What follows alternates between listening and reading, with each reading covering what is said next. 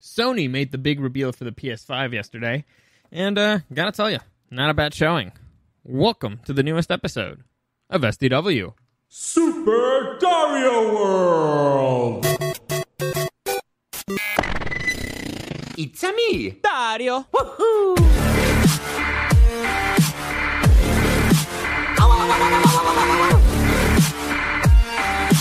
Let's go! Alright, so as always, any comments, questions, or suggestions, you can find me at Dario the Show on Instagram or at SuperDario_World. Also follow my Facebook page. I update all my other podcasts there. I put a link right there if you want to check it out. So, PS5, major news yesterday. It finally revealed a little bit of how it's going to look, the design and everything, and it reveals some of the exclusive games it's going to have. And like I said, not a bad showing. So, to me, there's two things well, at least they did a way better showing than the Xbox did. But to me, there's two really important things that a console needs, or the two things that matter, because they showed a whole bunch of stuff, and they tell you a whole bunch of specs that most people don't really understand. Basically, it's going to be a more powerful machine. It's going to be the same thing, but more powerful. It's going to be able to do more things because it's more powerful. It's going to be closer to a better computer, which is pretty much what every new generation of console is. But there's two things that actually define what the winner is, and or what makes you want to buy what makes you want to buy one console over another. And actually, even before that, I think we should crown a winner for this past generation's consoles, the console wars. And to me, well, I can't say on challenge, but to me, the clear winner, the one that just came out on top, head and shoulders above everybody, was the Nintendo Switch. The Nintendo Switch was this generation's winner by far in sales and in pretty much everything. It had maybe the greatest game of all time. Well, at least so far, what a lot of people consider to be the greatest game yet, which is Legend of Zelda Breath of the Wild. It was fun to play. Most people either have it or want it because, like I said, it's still hard to find. At this point in time, years after it's been released, it's still hard to find a Nintendo Switch. So to me, the clear winner here was the Nintendo Switch. Then between the PS4 and the Xbox One, the clear winner is the PS4. The PS4 had better exclusives, did better in sales, and the Xbox One just stumbled right out of the gate. They wanted to add a whole bunch of really stupid stuff. Eventually, it was able to recover a little bit by adding backwards compatibility, but still, the damage was done. Do you remember back when they were first announcing the first major announcements that they made? They wanted to charge you for watching movies. Like, if you want to watch a movie, they were gonna, with the camera, detect how many people are in the room and charge you per person, and which is really, really shitty. And then you can't really lend your games to your friends. It was a whole bunch of bullshit. And so Sony very clearly, very easily won that. Even if they hadn't added all that bullshit, Sony had way better exclusives, at least in that generation. So, to me, the two things that really mark the difference, the things that define what's going to make you want to buy one console over the other, first off, is the exclusives. It's which console is going to have the better exclusives. So far, it looks like the exclusives on the PS4, at least the ones that are announced, are better. We broke down the ones for the Xbox. Well, this Xbox, damn it, for this Xbox a few episodes ago. Not that impressive. Sony, on the other hand, at least, well, I mean, since they showed more games, actually, some head turners. There's a lot of head turners here, but we'll go through those in a minute. The second thing, it's the controller. I don't know why, for some people, it's all about the controller. I remember there was even an episode of South Park when they were talking about, well, they were trying to decide, are we all going to get the Xbox, or are we going to go for the PlayStation? And the argument for a lot of them was like, some of them were arguing specs. No, this is going to have this. It's so much power, blah, blah, and it's going to be better. And the argument for a lot of them is like, yeah, I like the controller better. So sometimes it just comes down to that. Like, yeah, I like the controller better. And I was never a PlayStation guy. I was never a fan of the original PlayStation controller or the PS2 or the PS3. The PS4 I love. To me, it's the best controller Sony's made so far. And looking at the images of the new controller, it looks like it's still pretty similar. So I'm very happy about that. As far as design goes, I like the two-tone thing because it looks kind of like a Stormtrooper, black and white with a hint of blue. It looks futuristic. It looks very sleek. Looks very technologic. And I like I don't. I like that they came right out of the gate with a cheaper option, because it comes with the console comes with two options. One is the standard model, and the other is the digital model.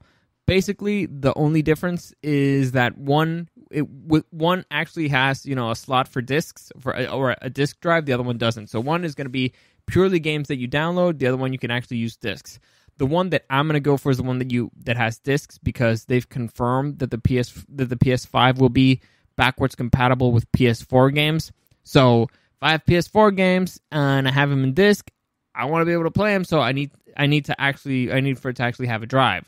So to me, it's a no-brainer which one I'm going to get, and it's the standard model. But I like, some people prefer the digital games. I'm not a big digital game guy. I don't know why. I don't trust not having a copy with me. I had this argument with my kid brother recently. He's like, "Oh yeah, it's great because in my Switch I have all my games with me, and whatever, I can do whatever I want." Like, yeah, I have all my games with me too in the case, because I just have the games there. It's just and I'm not filling up my memory. But maybe I'm just too old school. Maybe I just don't trust it. I don't trust having things out there in the internet, digital. It's not real. I don't feel like it's real. Anyway, so overall, it looks like the PlayStation. At least it's starting to look like it's set up to beat out the Xbox in this generation as well. Nintendo, I don't think they need to do anything really. I think the Switch is still gonna be kicking. I haven't really heard anything about the next generation for Nintendo, and I don't think they need it. Like I said, it's still sold out pretty much everywhere. So I feel like Nintendo's going to sit out this round and still gonna win it. But whatever. Let's get into the fun stuff. Let's get into the games. So first off, the exclusives here, and which are the major head turners. So first off, though, let's get this out of the game. This one actually comes out included in the PlayStation. It's called Astro's Playroom. It's basically a platformer, and it looks pretty much like a group of robots that live in your PlayStation. And I'm guessing it's going to be one of those games that just shows you what the PlayStation 5 can do. At least that's what it looked like to me. It's a free game, and it's probably just a standard platformer to teach you how it works and what it can do. Another game that's supposedly going to be coming out for free, and this is not an exclusive, but it supposedly comes with the PS5 or the if you get the subscription for the PS5, it's Grand Theft Auto 5. So Grand Theft Auto 5 already came out, but it's supposedly included for free, and it's going to be an updated version of it, so it's going to look better, it's going to run better. So that's always good. Starting out with free stuff is always good. From then on, let's move on to Demon Souls. Demon Souls is, by a lot of people, and by a lot of people I mean my kid brother who's actually played the Souls franchise, considered to be like the beta version, the demo version of the very first Dark Souls. Dark Souls are considered to be not the hardest, I guess, among the hardest games out there. It's really for hardcore gamers. If you hate yourself and you want to hate yourself while you play video games, you can play the Soul Saga. But apparently, it's a remake of or remaster of the original Demon Souls. A lot of people are very excited about it. Me, not so much, because again, I don't hate myself, and when I play a video game, I want to enjoy it. Next, we got Destruction All-Stars. This one actually looks pretty interesting. In general, I'm not a big fan of racing games, except, for example, Mario Kart or Crash Bandicoot, which are ridiculous. It's not really a racing game. It's ridiculous. I've never really been that into cars. I like Grand Theft Auto, but not really because of the cars. But Destruction All-Stars looks like it's a Demolition Derby game. And I haven't played a good Demolition Derby game in a while. So it looks, first off, it looks a lot like Rocket League, but instead of playing soccer, like you're actually in a Demolition Derby, which sounds fun. I don't know how fun it's going to be, and I don't know if it's going to be sustainable, like if it's going to be consistently fun. But it looks interesting, honestly. I'll wait till I get more info on it to decide if I'm going to get it or not. But we'll see. Next we have, this is not exclusive, Gran Turismo 7, a racing game. It's going to look prettier. It's going to run better. Same thing as Gran Turismo 6, I'm assuming. Like I said, not a big racing guy. Now, here we come into a very interesting title, and this is Horizon Forbidden West. Now, this is a sequel to Horizon Zero Dawn, a great game that was extreme, that does not get the credit it deserves, because it was vastly overshadowed by a game I just mentioned, Legend of Zelda Breath of the Wild. They're very similar. Open world RPG, third person, except one is widely one came out on the Switch and is widely considered to be the best game of all time. Like I said, at least in the open world RPG genre. Horizon Zero Dawn, not a bad game. Very interesting premise. Basically, imagine the future where it's a post-apocalyptic future.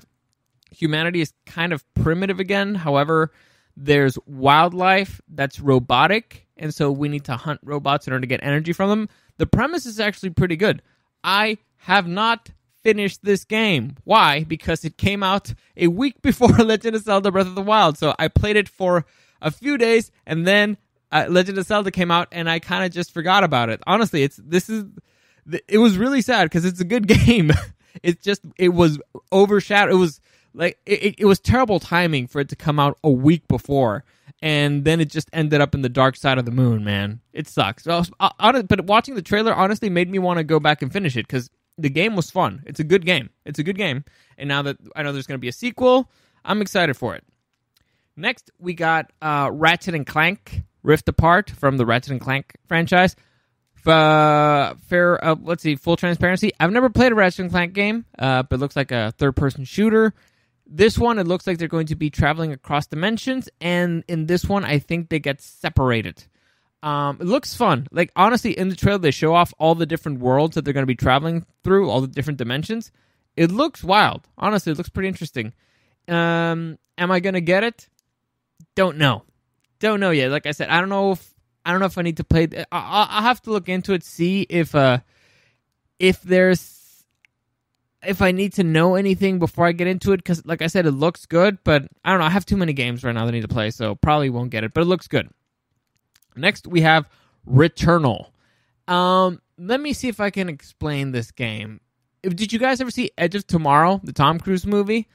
Looks pretty much a similar premise, except it's imagine if Edge of Tomorrow, the Tom Cruise movie, had kind of like a baby with Oblivion, the Tom Cruise movie, and so it's like this girl who crashes on a planet, and basically every time she dies, her day starts over. So I don't know if this is a good premise for a video game, because I think it would be extremely stressful not to be able to lose all the progress that you got. I don't know. It depends on how they handle it, I guess. If you don't lose all your progress, or if you don't... Oh, God, how do I feel about it? Let me think. Because you die a lot in video games, and that's what checkpoints are for, and that's what safe spots are for. So having to go back to the beginning every single time would just drive me nuts. So I don't know how I feel about it. Honestly, it depends on how they handle it. It seriously 100% depends on how they handle it. But it has potential, I guess. It's a risk. It's different. I'll give them that. It's different. Next, we have Sackboy: A Big Adventure. This is from the Little Big World franchise. Never played it. I believe it's a 2D platformer. Some people like it. Not my cup of tea. Looks a little bit too kiddie and not in the way I enjoy. And lastly, in the exclusives list, we have Marvel's Spider-Man: Miles Morales. This is also from Insomniac Games, the dudes who made Ratchet and Clank. So this is the exact same studio that made the previous Marvel Spider-Man game, which a lot of people say, first off, it's the best Spider-Man game out there. Some people say that it's the best superhero video game out there. Again, full transparency, I haven't played it. I actually own it, but I haven't played it. A friend of mine, one of his best friends works for Insomniac, and he was like, "Oh, don't worry, do it. I got you a free copy." And I was like, "Yes, score, awesome." It took a month for them to get me the copy, and by the time I got it, I was already knee deep in Red Dead Redemption 2, and so I just kind of forgot about it. I should play it, because another friend of mine was recently playing it, and he's like, "Dude, it's one of the greatest games ever." So I will play it eventually. Like, I got a few months before this one comes out. I got a few months. For those of you who don't know Miles Morales, if you've seen he's Spider-Man from a different universe. He's actually the main character in the Into the Spider-Verse movie, the Sony movie, which is great. I highly recommend it. It's my favorite Spider-Man movie. I don't know what the story is going to be about, but the game looks pretty good. Even if they just they stick to the previous Spider-Man game, every single mechanic and everything, and just change the story, most people would really be happy about it. Because first off, I don't think there's an unlikable Spider-Man. So Spider-Man's very likable. It's a fun character to play with, and like I said, the mechanics. What I heard, the mechanics from the previous game were close to flawless. So I'm very much looking forward to that one, and also playing the first Spider. So the fun thing about this is that I remember I still gotta finish this game. Oh, I gotta play this one. So far on my list, it's Horizon Zero Dawn and Spider-Man. So I got a lot of homework. Also, I gotta finish fucking Final Fantasy VII, the remake, which I'm loving, and the Last of Us 2 comes out next week. So I got a lot of gaming to do, bro. I'm excited. I'm gonna be stuck to my PS4 for quite a while. Anyway, moving on. These are the games that are from third-party publishers. First, we got Bugsnax, which honestly, it's just not my cup of tea. From what I saw in the trailer, it looks terrible. An island where bugs look like they're made of food. I mean, bugs technically are made of food, but I mean like a burger bug or like a strawberry bug.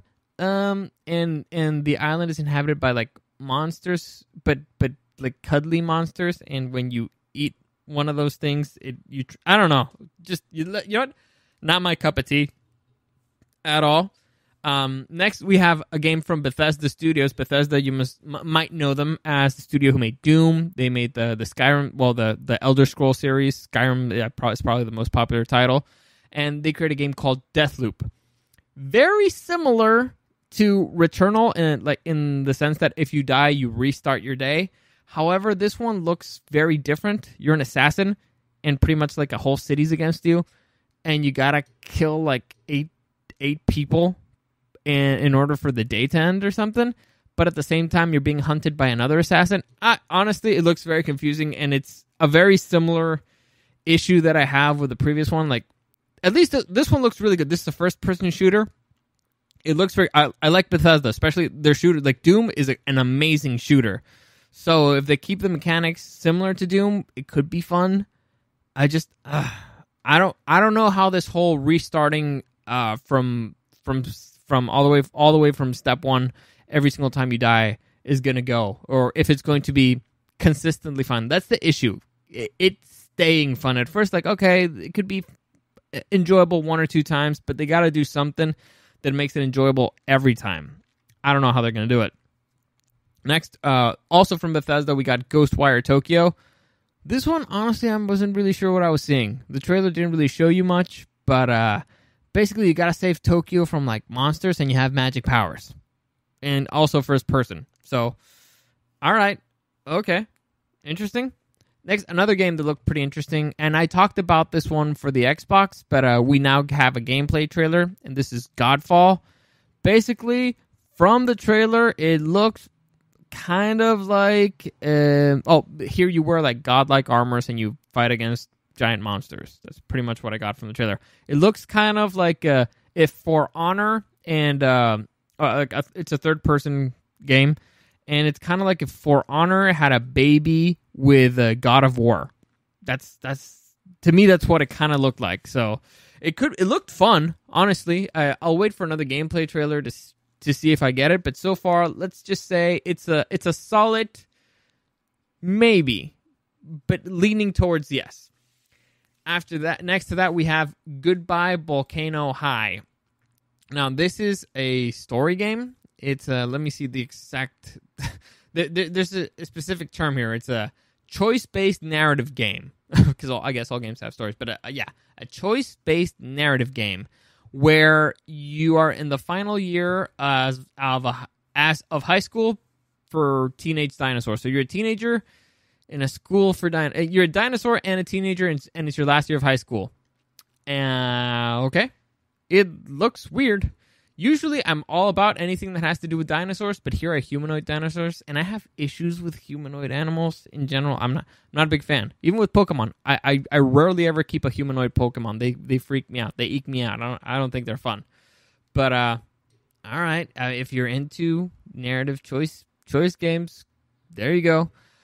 Next, we have Hitman 3, which is weird because it's like the 12th game in the Hitman franchise, but it's still kicking, man. It actually looks pretty good. Honestly, I remember I did not play it, but I was hanging out with a friend when he finished a Hitman. I believe it was Hitman 2 because I was hanging out in his house, and what we do, pretty much the rule that we did if we're playing a single player game is until you die, you keep playing. Fucker didn't die, and I had to leave, and it was his game, so whenever I came back, he was already super good at it, and I died very quickly. So that was never fun. It was just more fun to watch him play because he already knew how the game worked and knew everything. But the ending was pretty. I'm trying to remember exactly how the story ended, but pretty much you're still the same character, and you're still out there killing people. From what I can, you're still a badass assassin. So even if that's just the game. It still looks pretty cool. You're still Agent 47, so that should be fun. Next, we have Jet, the Far Shore. This, I'm not exactly sure what it is. Supposedly, it's you are trying to find a new place for humanity to settle in, and you're exploring a planet that has like a giant sea. From what I could tell, you're just exploring a planet on a ship. I didn't see much else, so... This was like a very, very light tease, hopefully, because if that's all that the game is, I don't see how that's any fun. I'm not big on just exploring for no reason. I need a purpose for stuff. So, do you start a colony and then you have to figure out how to survive or something? I don't know. But just flying around over water, not fun for me. And next we have Kenna, Bridge of the Spirits. This is a third-person adventure game. Pretty much, you take control of an enchantress, and you pretty much try to kill a whole bunch of evils that are plaguing a forest. Honestly, very much looks like a Pixar, like a Pixar movie. Like if Pixar made a video game, that's what it looks like. So, if you're into that sort of stuff, cool. Speaking about this particular game, they also showed the trailer of. Pretty much a game that looks very similar, but basically the rated R version, or maybe not rated R version, but the adult version of it, and it's called Project Athia. That one's created by Square Enix. Square Enix created the Final Fantasy franchise, they created Kingdom Hearts, and it looks very similar, like a girl traveling around a world, and third person. It's a third person RPG, and you're fighting nature or monsters with magic. So those two, very similar, except one's like the Pixar version and the other one's like the rated R version, or at least the adult version. At very least PG-13. So we'll see what's up with that. But it looks interesting. Honestly, between the two, I take Project Athia all day just because I'm a Square Enix guy. Next, we've got Little Devil Inside. Now, this one looks pretty interesting. Also a third-person game, and the story seems kind of confusing, but visually, to me at least, it reminded me a lot of The Legend of Zelda: The Wind Waker. So that's kind of the style it has. But imagine if The Legend of Zelda: Wind Waker, but again, rated R version. Like you're just a little dude I'll just read you this. Like explore, discover, adapt, fight, and survive. Experience a world filled with atmospheric contrast. Embark on hostile missions and journeys that challenge your survival instincts and the choices you make. This one, for me, it's a for sure. Like, just from what I saw, if that's what the game is, it's a for sure for me. It looked really fun. I'm not at all sure what the game is, but I liked what I saw, and I want to play it. So, moving on, traditional NBA 2K21. I'm guessing it's the same thing as 2K20, but just better, or at least you would hope. Next, we have Oddworld Soulstorm. This one is a 2D platformer that just did not do anything for me. The design of the characters were not my style. The story just seemed weird, and the gameplay seemed boring. I'm not big into 2D games. Once we got into 3D games, unless it's a fighting game, not too big into 2D worlds anymore.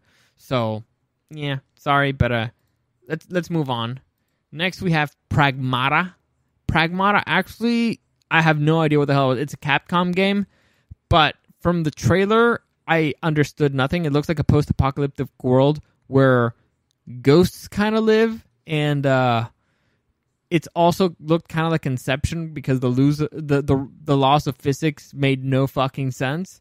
So for that one, just check out the trailer. It looks like an astronaut walking around New York City, and then he makes a ghost appear, and then there's a hologramic cat, and then he ends up in the moon. It makes no fucking sense. We need to wait. At first, I thought it was like a Kojima game, like that, similar to Death Stranding, but turns out it's Capcom. So who the fuck knows what is happening? Honestly, I have no idea what the fuck I saw.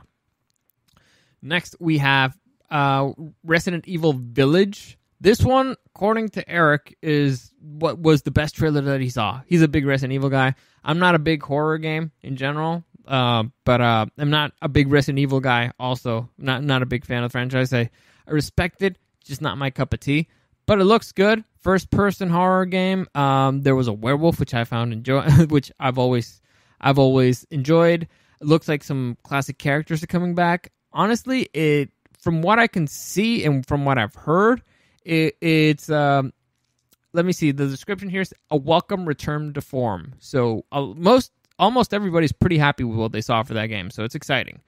Next we have Solar Ash, which it looks kind of cartoony in a way. Also, there's a specific game that this looks a lot like, but I did not know what it was. They showed you 2 seconds of gameplay, and it's like a chick running around in space. It made no sense. Honestly, I have no idea what the game is, but it's a 3D game, and you move around in space, but it's not really space. I have no idea what the fuck it was. Honestly, check out the trailer. It makes no sense. Next, we have Stray, which is a world where robots apparently... Imagine like a normal world, except instead of humans, there's robots doing normal stuff, like going to bars and stuff. And there's also a cat that has a backpack. So I'm guessing that's the Stray. What the fuck this game is going to be, I have no idea. What the gameplay is going to be, I have no idea. We're assuming that either you're going to play as the cat or you're a robot that has to take care of the cat. I have no idea what the fuck it's going to be. It told us nothing. But, I mean, if you like cats, there you go. And let me see. I think that's pretty much it. The other ones are the Tribes of Midgard, but that didn't really tell us much about that game. And the Pathless, unless I'm mistaken, there's also nothing much to it. So, and there's also open beta for those. So if you want to check those out. Overall, very good games. Most of them, like I said, there's few that I know for sure that I'm going to get. Like for sure, like Little Devil Inside, the new Spider-Man, the new Horizon, the Horizon sequel. Those for sure I'm going to get. Maybe I'll check out Destruction All Stars, maybe Godfall, and maybe Deathloop. But and I'll also probably Hitman 3. I might get into that franchise. But like I said, so far it was a way better showing, and I mean way, way better showing than what the Xbox did. So good start for Sony. A lot of these games will be coming out this year. The console comes out on the holiday season 2020. They still haven't set the exact date. They also haven't set the exact price. But if the games are coming out, some of these, I believe Spider-Man comes out the holiday season too. So honestly, it's not a bad showing. It's a very strong showing, and at least the first round of this fight, I think I'm going to give it to Sony. Actually, no, I don't think. I know. I'm giving it to Sony. Easily, handedly kicked the Xbox ass. So we'll see if this just turns into a repeat of Sony dominating this generation too. We'll see. As always, any comments, questions, or suggestions, you can find me at Dario the Show on Instagram or at SuperDario_World. Thank you for listening, and I'll see you again next time.